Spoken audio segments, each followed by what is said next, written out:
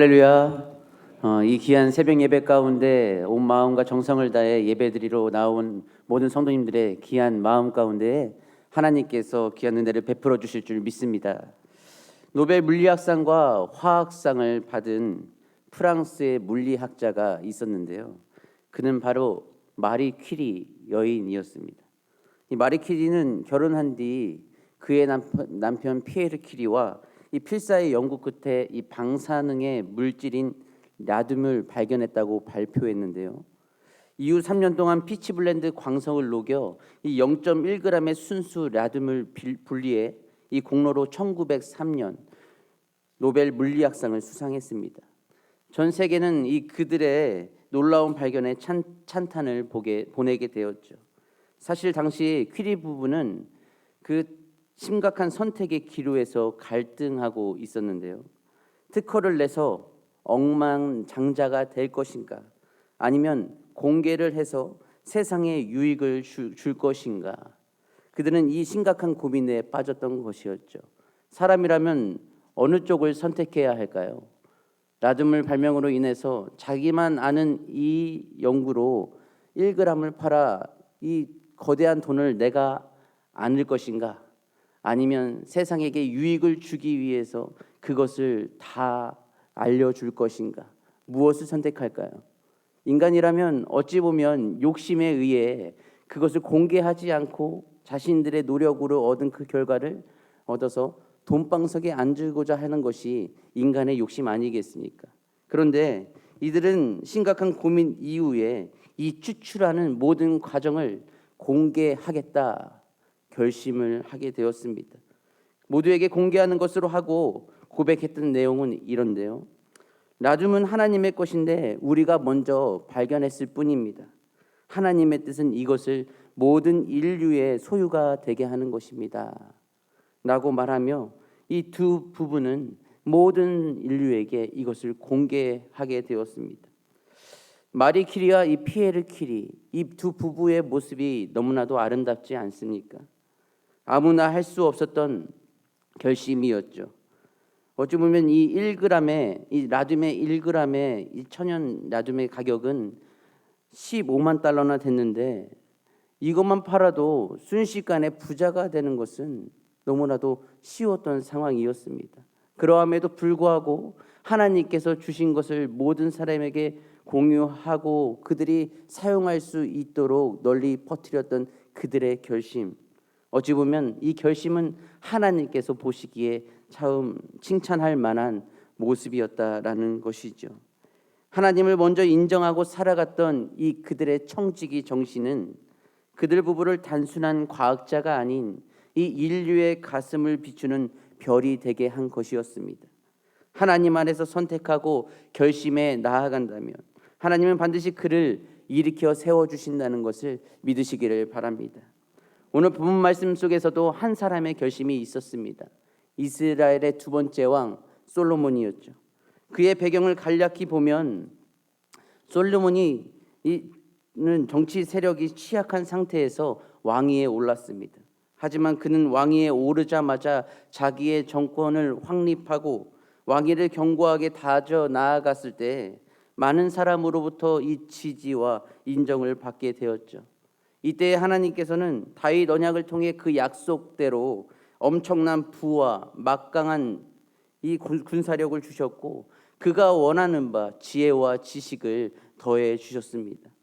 대부분의 왕들이 부와 이 권력을 얻게 되면 어떠한 모습을 갖게 되었습니까? 외적인 축복에만 사로잡히거나 말씀을 외면하고 자신의 소견대로 가는 모습을 많이 보지 않았습니까? 대부분의 죄의 울타리에 갇히거나 또한 자신의 명예를 더하고 이 막강한 군사력을 더 겸비하기 위하여 힘썼던 모습을 보이지는 않았습니까? 그러나 솔로몬은 그렇지 않았습니다. 하나님과 다윗과의 언약을 통해 받은 복인 이 자신의 부강함을 여호와의 이름을 위하여 성전을 또한 왕위를 위하여서 궁궐을 건축하기로 결심했던 것이 오늘 말씀이었던 것이었죠. 오늘 말하는 결심이란 무엇을 말하는 것일까요? 국어사전에 의하면 이 결심이란 마음을 굳게 정하다, 단단히 마음을 먹다라는 것을 말합니다. 결심하는 것은 누구나 하지만 작심삼일일 때가 있지 않습니까?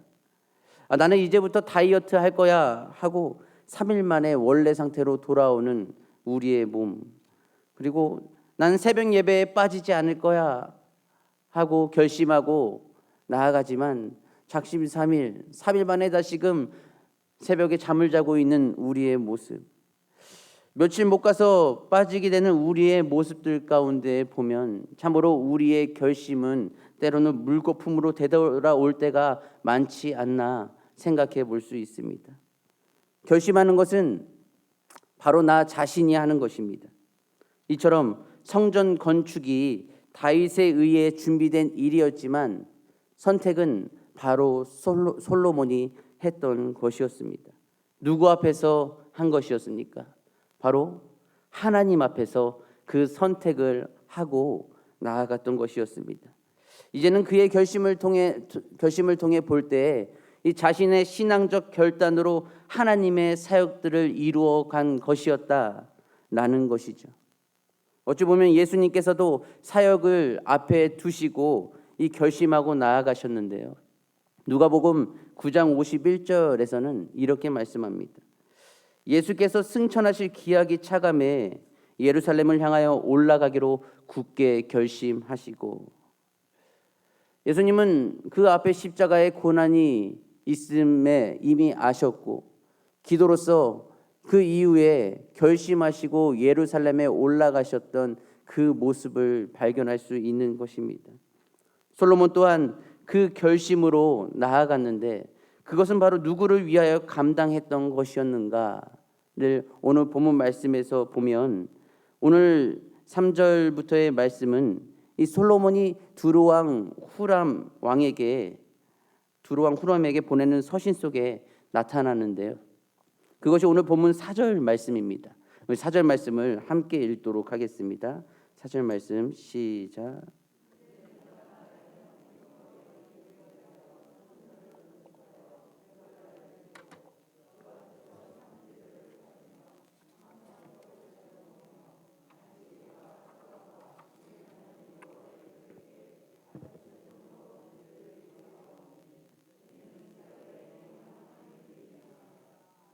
아멘.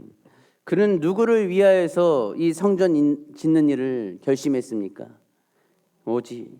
그는 오직 나의 하나님 여호와 이름을 위하여 이 결심하고 성전 짓는 일들을 착수했습니다. 솔로몬이 성전을 짓는 일은 정말 거대한 일이었습니다. 말씀에 의하면 짐꾼만 7만 명, 산에서 돌을 떠낼 자가 8만 명, 또한 거기에서 감독할 자가 3,600명이나 되었죠. 사람의 시각이나 이성적으로 생각하였을 때 이 아무나 할 수 있는 일이 아니었습니다. 왕이 되어야 할 수 있는 일이었죠. 그런데요, 이 하나님께서 보시기에 솔로몬은 이 거대한 성전과 궁궐을 지었다고 해서 하나님께서 말씀하시기를 넌 특별한 일을 했구나, 야 너는 정말 대단하다 하고 칭찬하실까요?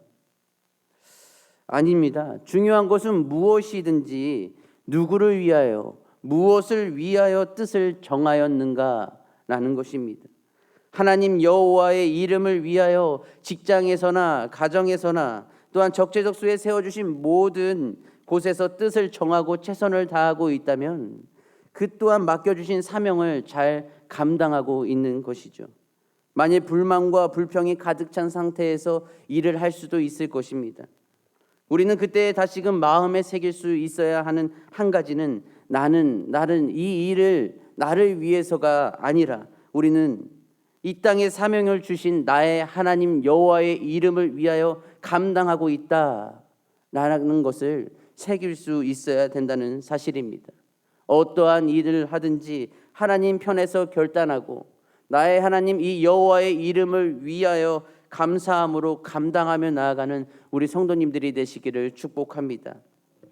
한 농부가 어느 날 시골 비행장 곁을 운전하고 지나가다가 길가에 이 비행하는 스릴을 경험해 보세요라는 이 광고지를 보면서 이렇게 생각했습니다. 내일은 내 아내의 생일인데 아내에게 비행하는 스릴을 맛보게 해주면 좋은 선물이 될 거야 하면서 생각했습니다. 그는 비행장으로 들어가 조종사를 만나서 이런저런 이야기를 하다가 가격을 물어보았는데 가격이 쌌을까요? 비쌌을까요?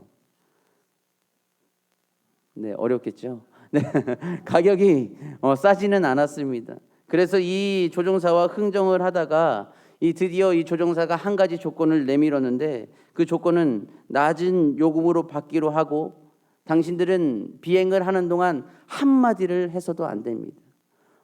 절대로 어떠한 소리도 절대로 들려서는 안 됩니다라고 하는 말에 이 농부는 더 그 하나의 결심이 무엇이었냐? 아내를 스릴 있게 더 기쁘게 하자라는 이 결심이 강했기 때문에 이 조종사의 제안을 받아들였습니다.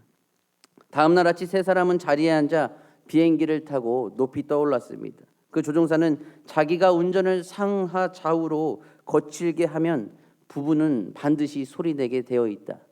그래서 나는 제값을 받아야 되겠다라는 생각으로 비행에 떠서 열심히 급상승하다가 급하강하다가 이제는 공중 제비를 돌면서 열심히 비행을 했습니다. 근데 참 신기한 건 한마디도 들리지 않았던 것이었죠. 날카로운 비명소리도 호소소리도 들리지 않았습니다.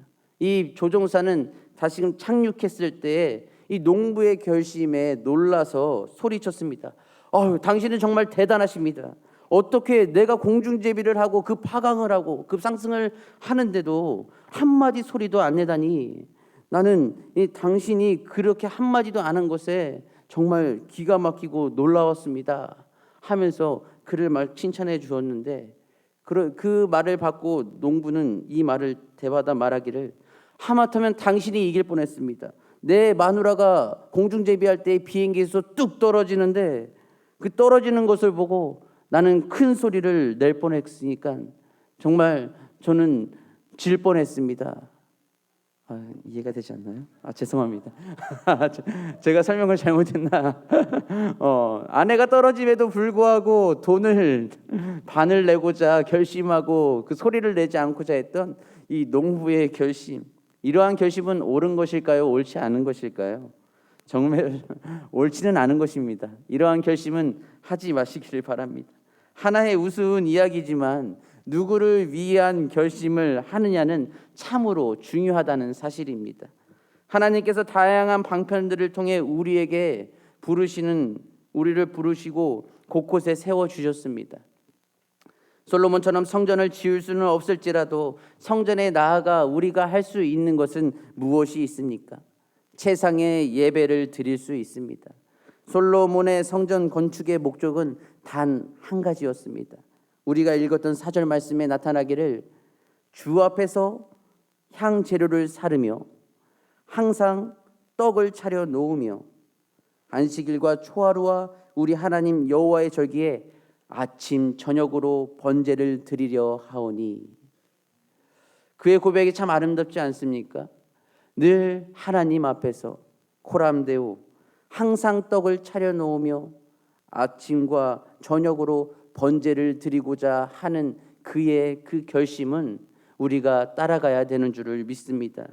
솔로몬처럼 주 앞에서 우리 성도님들도 항상 하나님 앞에 나와 여호와를 위하여서 최상의 예배를 드리시기를 바랍니다. 내 영혼을 살리는 자리, 내 가정을 살리는 자리, 또 바로 내 자녀를 살리는 자리는 이 예배의 자리인 것입니다. 예배의 자리를 절대로 빼앗기지 마시고 믿음으로 코로나를 압도하며 지체 없이 나와 최고의 영광을 하나님께 돌리는 우리 성도님들이 되시기를 주님의 이름으로 축원합니다. 기도하시겠습니다. 사랑의 하나님 아버지, 오직 하나님 여호와의 그 이름을 위하여 성전을 짓는 일에 온 정성을 다했던 솔로몬처럼 하나님 우리 모든 성도님들도 더욱더 하나님 앞에 최고의 영광을 위하여 최상의 예배를 드리기 위해 힘쓰며 나아가는 우리 모두가 되게 하여 주시옵소서. 사랑이 많으신 예수님의 이름으로 기도드리옵나이다. 아멘.